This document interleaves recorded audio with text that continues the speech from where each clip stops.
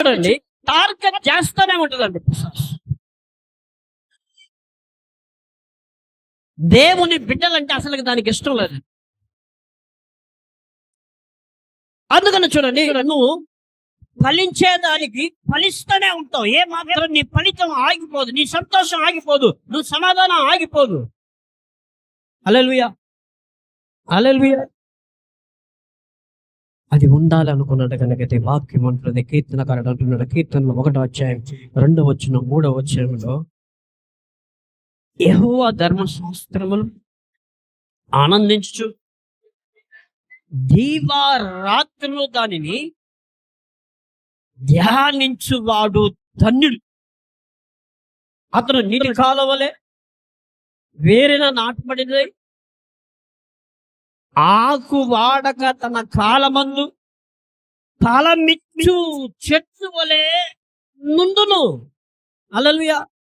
కాబట్టి ఫలమిచ్చే చెట్టు వలె మీరు ఉంటారంట. ఆ ప్రాసెస్ లోనే నువ్వు నేను వెళ్తానే ఉన్నా. నేను కూడా అండి నిలబడిన నేను కూడా ఆ ప్రాసెస్ లోనే వెళుతూ ఉన్నాను. దైవ చిత్తంలో నుంచి తొలగిపోయాను, దైవ చిత్తంలోనే ఉన్నాను. హల్లెలూయా, హల్లెలూయా. కాబట్టి దేవుని పరిశుద్ధ నామానికి మహిమ కలుగును గాక. దైవ చిత్తంలో మనం ఉంటూ ఉన్నట్టు కనుకైతే చూడండి, మీరు ఫలించే చెట్టు వలె ఉంటారు. ఎప్పుడంటే వాక్యాన్ని ధ్యానిస్తూ ఉండగా, వాక్యాన్ని అనుకుంటూ ఉండగా, వాక్యమే నాకు ఆధారం అని చెప్పి మీరు నమ్ముతూ వాక్యాన్ని మీరు మాట్లాడుతూ ఉన్నప్పుడు చూడండి, మీ జీవితంలో ఫలిస్తారు. హల్లెలూయా. వ్యాధి ఉంది, బలహీనతలు ఉన్నాయి, ఏమున్నా కూడా పర్వాలేదు, వ్యాధి నాకు లేదు అంతే. బీపీ ఉందా, షుగర్ ఉందా? ఎంతమంది ఉందండి బీపీ షుగర్? ఇప్పుడంతా బీపీ షుగర్లే. అయినా కంట్రోల్ చేస్తాడు దేవుడు. కంట్రోల్ అయ్యేదాకా వదలని. హల్లెలూయా, హల్లెలూయా. నాకు వచ్చేసింది ఎందుకు? కోపం వల్ల, మనుషులు రేపే కోపం వల్ల. మీకు మటుగా కాదండి, నాకు కూడా రాగుతుంటది ఒక్కోసారి. హల్లెలూయా.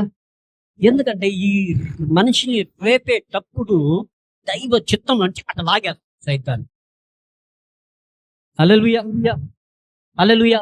అదే ఇంగ్లీష్ లో అఫెన్స్ అంటారు. అఫెన్స్ అంటే ఏంటంటే కొట్లాట, జగడాలు, ఇవన్నీ అన్ని వచ్చేస్తాయి. హల్లెలూయా.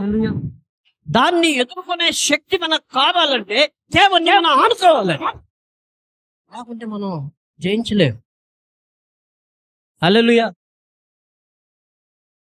అందుకని చూడండి, రూతు జీవితంలో మీరు చూసుకున్నారైనా ఆమెకు అన్యరాలు అయినా కూడా సరే, అంతటిని వదిలిపెట్టుకొని భర్త కోల్పోయినా కూడా సరే, దేవుని పక్క వాళ్ళ అత్తమ్మ తిరిగింది. అత్తమ్మ ఎలాగైతే దేవుని పక్కకు తిరిగిందో ఆ ప్రకారమే రూతు కూడా అట్లే తిరిగింది. నేను అనుకోలా, ఒక భర్తను చేస్తున్నాను, ఒక బిడ్డకి జన్మనిస్తాను, ఆ బిడ్డ యొక్క సంతతిలో నుంచి ప్రభువైన యేసు బయటకు వస్తాడని చెప్పి ఆమెకి తెలియనంది. హల్లెలూయా, హల్లెలూయా. ఆనుకునింది, కంప్లీట్ గా వాక్యం మీద ఆధారపడింది, వాక్యాన్ని ఆమె ధ్యానించింది, వాక్యాన్ని ఆమె అనుకునింది. హల్లెలూయా, హల్లెలూయా. కాబట్టి ఆ ప్రకారం అనుకున్నందు వల్ల ఆఖరికి ఆ మేలును పొందుకునిందండి, పోగొట్టుకునింది దేవుడు తిరిగి మరలా ఇచ్చేశాడు యూత్కి. హల్లెలూయా, హల్లెలూయా. శబ్దం యేసు నామములో నేనేదైతే పోగొట్టుకున్నానో తిరిగి నేను పొందుకుంటా. యేసు నామములో తిరిగి నేను అది పొందుకుంటా. ఆమేన్, హల్లెలూయా. కాబట్టి రూతు జీవితంలో ఏ మేలైతే దేవుడు చేసేదానికి రెడీ అయ్యాడో అదే మేలు మీ జీవితంలో చేసేదానికి ఆయన రెడీగా నిలబడి ఉన్నాడండి. హల్లెలూయా. రెండవదిగా, మీరు ఫలించేది ఏమాత్రం ఆగిపోదు, ఆయన్ని ఆనుకునే జీవితం మీ లోపల ఆపరేట్ అవుతుంది. హల్లెలూయా. మూడవదిగా చూడండి, ఆయన ప్రసన్నతలోకి వచ్చి చేరిపోతూనే ఉండాలి. హల్లెలూయా. ఆయన ప్రసన్నత అంటే దేవుడు చెప్పిన ప్రకారం మనం నడుచుకుంటూ ఉండాలండి. హల్లెలూయా. దేవుని చెప్పిన ప్రకారం మనం నడుచుకుంటూ ఉన్నప్పుడు సైతాను నిన్ను నన్ను తాకలేదండి. హల్లెలూయా. హల్లెలూయా. హల్లెలూయా. కాబట్టి దేవుని నామానికి మహిమ కలుగును గాక. అందుకనే ఇర్మియా 17వ అధ్యాయము 22వ వచనాన్ని మనం చూసుకుందాం. నిబంధన కాలంలో విశ్రాంతి దినాన వాళ్ళు పనికి వెళ్ళినట్టు కనుకైతే అక్కడ శిక్ష ఉందండి. అయితే కొత్త నిబంధన కాలంలో చూడండి, ఆదివారం అయితే ఇక్కడికి మీరు పడిపోవాలి. రాకపోయినా ప్రాబ్లం లేదు అని నేను చెప్తున్నానని చెప్పి రాకుండా ఆగిపోతారేమో. హల్లెలూయా. రాకుండా ఆగిపోతే మీ ఆత్మీయత తగ్గిపోతుంది, మీ సంతోషం తగ్గిపోద్ది, మీ సమాధానం తగ్గిపోతుంది. మిగతా అన్ని డబ్బులు వస్తానే ఉంటాయి. హల్లెలూయా. హల్లెలూయా. ఆదివారం మటుకు దేవుని మందిరంలోకి వచ్చి పడిపోవాలి. హల్లెలూయా. ఎక్కడికి ఎంత డబ్బు చెప్తే ఆ డబ్బు నాకు అవసరం లేదు. మొన్న ఆల్ నైట్ ప్రేయర్కి చాలా మంది కూర్చుంటారండి అమ్మగారు 5 మంది కూర్చున్నారు ప్రార్థన చేసి. ఏమైందమ్మా తల్లి, అక్క ఏమైంది చెప్పండి. అడిగితే పనులు ఉన్నాయండి, పొద్దున్న పనికి పోయి నైట్ వచ్చి. మంచిదే కాదని లేదండి, ఆ దినము కేటాయించబడింది కదండి. మీరు వచ్చి ప్రార్థన చేస్తే దేవుడు ఎవరికన్నా విడుదల చేస్తారండి, మీకే విడుదల చేస్తారు. హల్లెలూయా. అప్పుడైతే అమ్మగారు అంత పెద్ద చైన్ ఉండేది, రౌండ్ కట్టి ప్రార్థన. అవునా కాదండి పెద్దలు? అంత పెద్ద రౌండ్ ఉండేదండి. ఒక్కొక్కరు ప్రార్థన చేసేది 1 అవ్వచ్చు 2 అవ్వచ్చు. ఇప్పుడు దాకా ఏడే కూర్చోండి.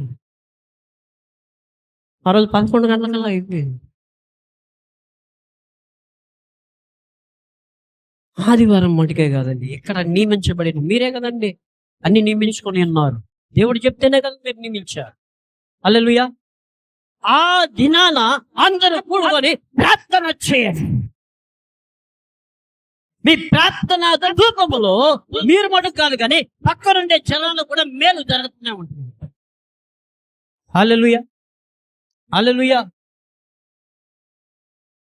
అందుకని పాత నిబంధనలు ఎట్లా చెప్పబడింది, సరే కొత్త నిబంధనలు ఎలాగ చెప్పబడిందని చూద్దాం. హెబ్రీయులకు రాసిన పత్రిక 10వ అధ్యాయం 25వ వచనం మనం చదువు.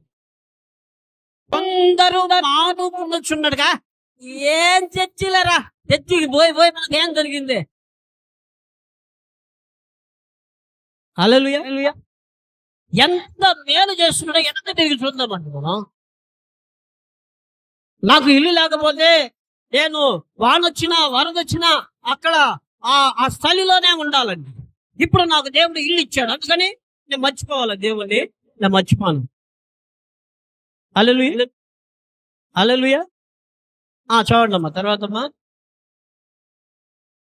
సమాజముగా అందరి జనాలు అలాగైతే కూడుకుంటున్నారు, అలాగ నేను కూడుకొనక ఒకరిని ఒకరు హెచ్చరించుకోవచ్చు.